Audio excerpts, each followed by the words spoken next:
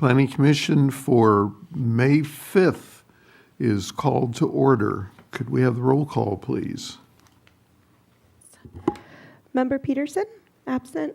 Member Sparks-Gillis, Here. Member Ziegler, absent. Vice Chair Adler, Here. Chair Williams. Here. Thank you.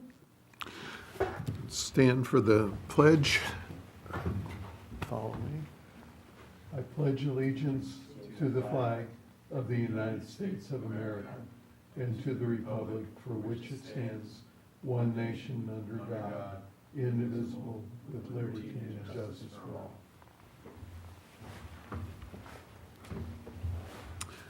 So, anybody want to change anything on the agenda, or should we just move ahead?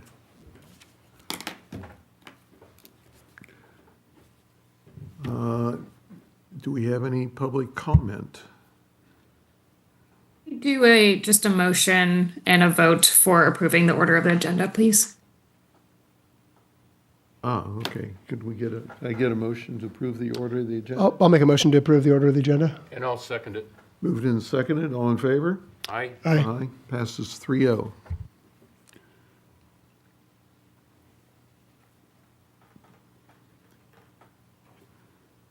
Now we're back to public comment. Nobody here, nobody online.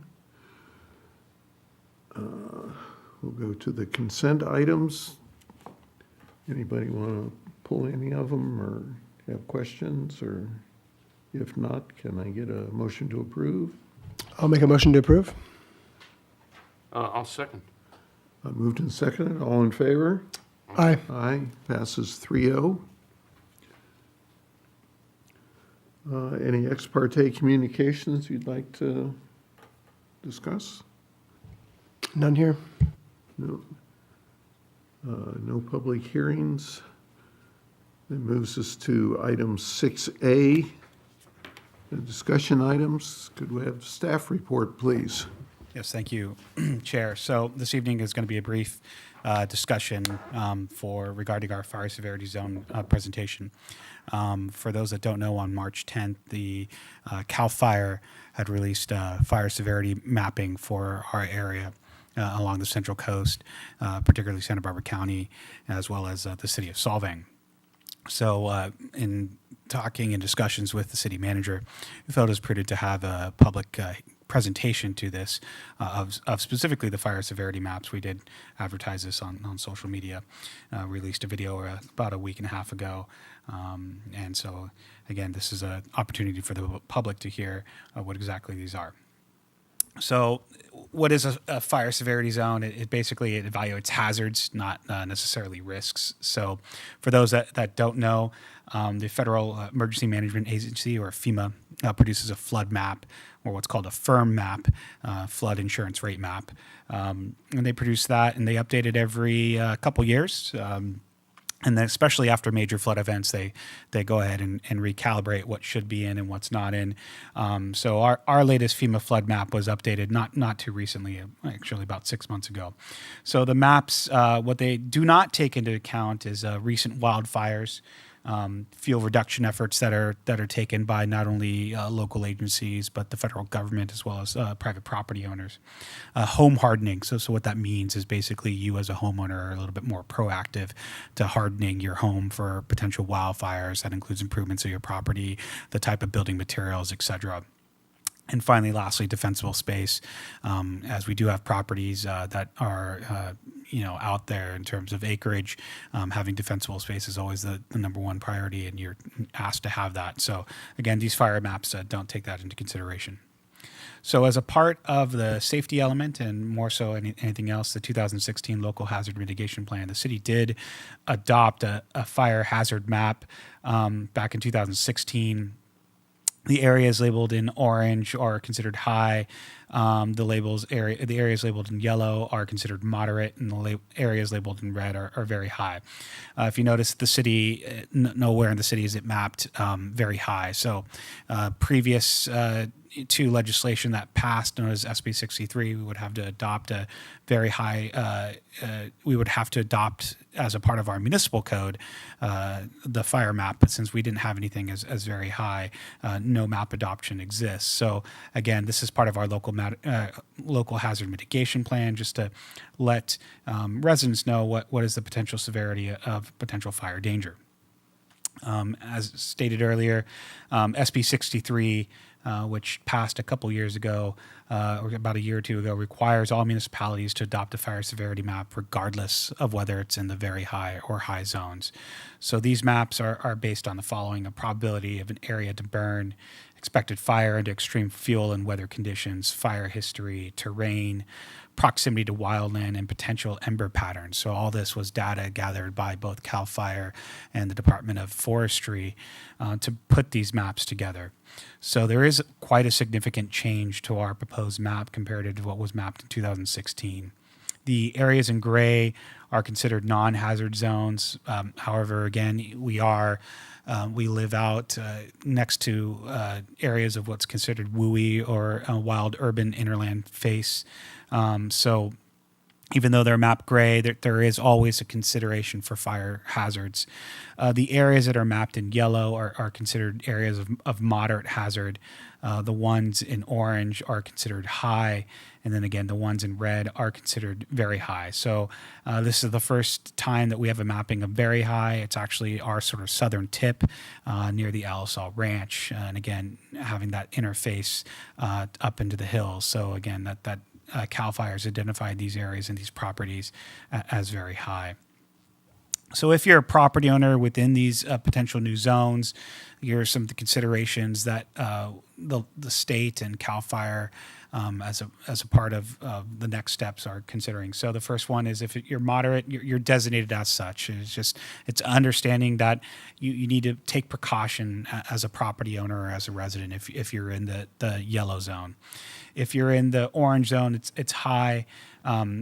Will now be triggered as a property disclosure at the time of sale, very similar to a flood hazard. So if your property is located in a flood zone, you typically have to disclose that at the time of sale. Very similar if you're located near an airport, it's the same thing. It's disclosed as a part of escrow. You have to sign a document that you understand that you're purchasing property in such a zone, etc.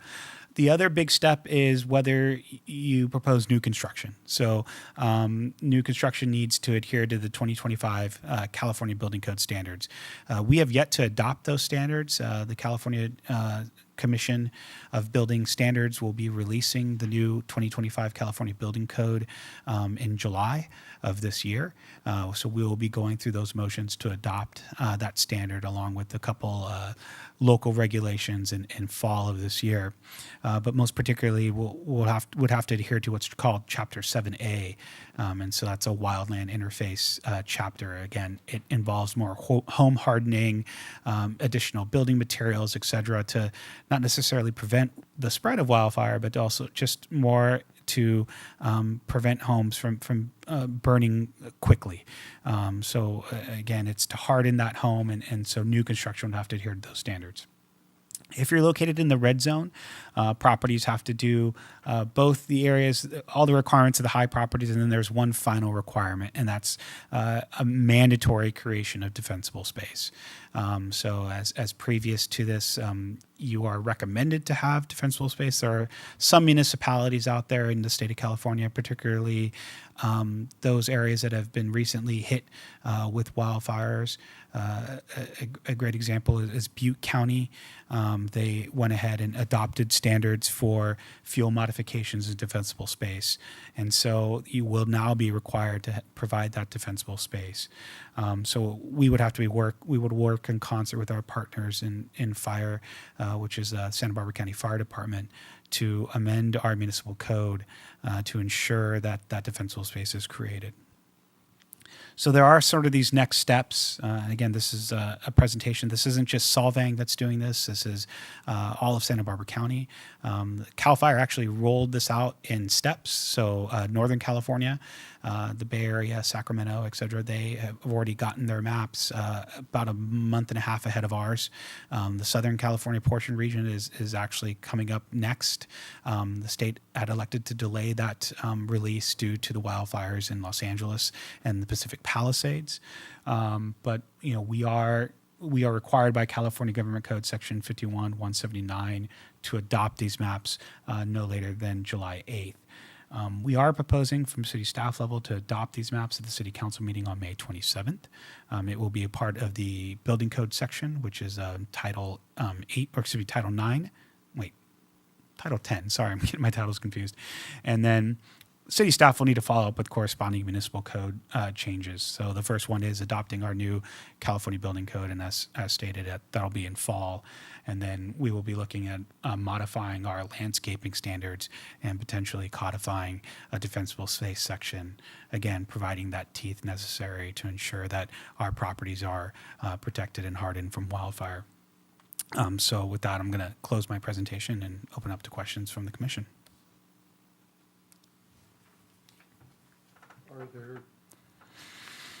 Are there any questions? Yeah.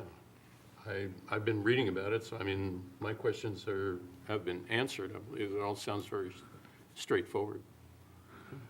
Just one question on pieces of land where there are no structures. Are there any requirements as to, or will there be any requirements as far as keeping brush down and that sort of thing in the high areas? So right now, we have a nuisance section in our municipal code. It's not very specific. There are other communities out there of similar size that have specific weed abatement sections. So that's a part of the defensible space that we will be looking at and taking a look at some of the other municipalities and how they handle it. The biggest key is, one, recognizing that we're a smaller community and we don't have as vast resources. So I know that some communities, when they have the weed abatement section, and currently weed abatement's taken care of by fire and us as city staff, if we have to go out there and abate a property for you, we'll bill you for it. So that's currently not technically codified. While it's possible, it would be much easier if it were codified. So, but is something like that going to be put into the, is into the code? Is it actually going to be codified? Yes, that's what we're likely going to recommend. And again, that's part of those landscaping standards and defensible space standards that we're going to have to craft. Okay, because I always think of defensible space as around a structure of some kind and not just open land where fire could, win. I mean, look down south. In this instance, CAL FIRE is very prescriptive in terms of what what are requirements for defensible space, which is actually your property line. So not only is it the structure itself, but also the property line as well. Okay. So again, working with our partners at Santa Barbara County Fire Department, we'll be crafting that language. Yeah, and you mentioned there's a video online. I didn't know that. Yeah, there's a very brief video city staff put together, again, to explain what these are and how this would affect you. We posted it on Facebook and Instagram. We'll probably post it to Nextdoor as well. But other events in the community over the last couple of days have sort of superseded that. Yeah. Are there interactive maps where you can go in and put your address and it'll... Yes, very Will much. you?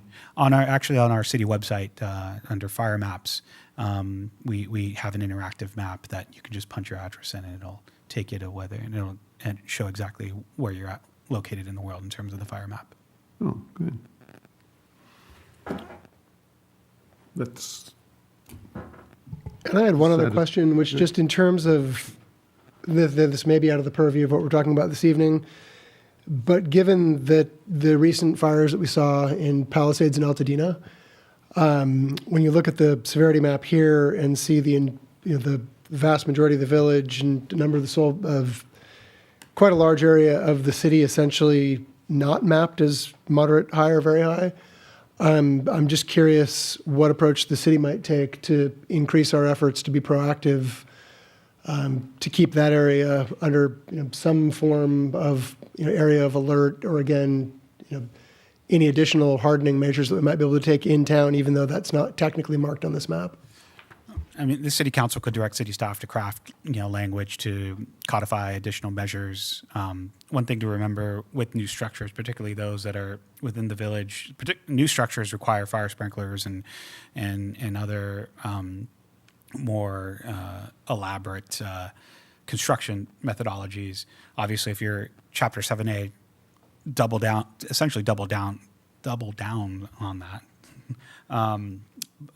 But again, that would have to be a council direction because it's a give and take, understanding that in an urban area, not to say that urban areas are exempt from such, wildfires, just look at the Palisades as well as the Butte fires that happened quite a few years back, where, a whole town was destroyed. It's something that we just need to keep in mind as we move forward. All right, thank you. Yeah, and there's not too much you can do with existing structures, but it might be worth considering putting something in for new construction to help ensure that the construction methods themselves lend itself to being fire safe. Well, certainly we can take that into consideration. Okay. If that's it, then I guess we can go to public comment. Would it, we have nobody here, nobody online, so we'll bring it back to the commission. No further questions. We don't have to do a resolution or anything on this. Okay, then let's move on to item 7. Any comments from commissioners? Nope. No? Nothing. Planning manager report. Thank you. So those that hopefully don't know, we did have a massive structure fire over at 425 and 535 First Street. It was known as the Water Wheel Building. The cause of the fire is still under investigation. However, the both structures appear to be total losses. So with that being said, we're working with the property owner now to, the property owner worked over the weekend to secure the site and put an 8-foot fence up around it for a temporary fence for the time being, but we are working with the property owner to obtain any additional permits necessary on that building. It's quite actually a loss for the community. However, the building was vacant. There's no loss of life. No one was hurt during the incident, and Santa Barbara County Fire did an excellent job of putting out, along with their responding agencies, did a fantastic job of putting out the fire as quickly as they can and not letting it spread to other structures in the vicinity. As for y'all, we will have a June meeting. We'll be readopting the capital improvement plan, so that'll be before you in June.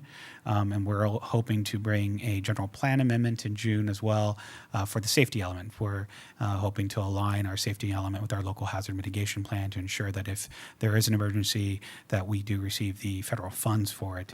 And we were missing some language in there, so it's extremely important that that language be inserted into our safety element so that we are protected just in case there's an emergency. We'll be having a DRC meeting next week to discuss facade improvements at 1693 Mission. We did receive an application from the property owner. Property owner exceeded their 500 square feet of renovation for the brick facade, so the DRC will be hearing that for to create an additional facade improvements there on that building. And then we will actually be discussing colors for the first time. So we're looking to complete our design handbook, and colors is one of them. So we're looking to do a color palette, which has not been done. So that'll be a fun one. You're discussing that at the DRC, That is or will correct. that Yeah. come before us?